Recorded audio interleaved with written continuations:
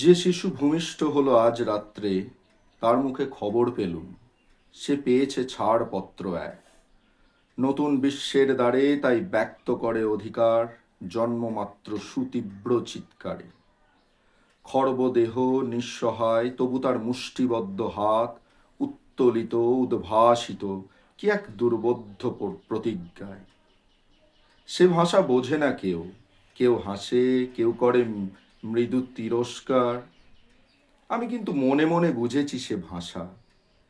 পেয়েছি নতুন চিঠি আসন্ন যুগের, পরিচয়পত্র পড়ি ভূমিষ্ঠ শিশুর, অস্পষ্ট কুয়াশা ভরা চোখে।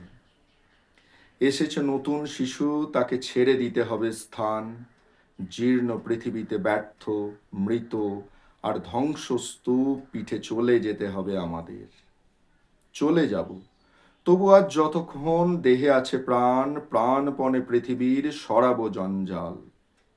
এ বিশ্বকে, এ শিশুর বাসযোগ্য করে যাব আমি নবজাতকের কাছে, এ আমার দৃঢ় অঙ্গীকার।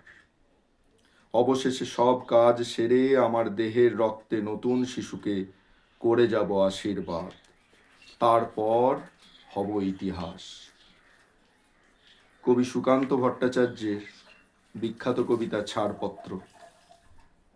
সত্যি এই কবি যেন পারেন বলতে, বা ভেবেও ছিলেন যে এই বিশ্বকে শিশুদের বাসযোগ্য করে যাব।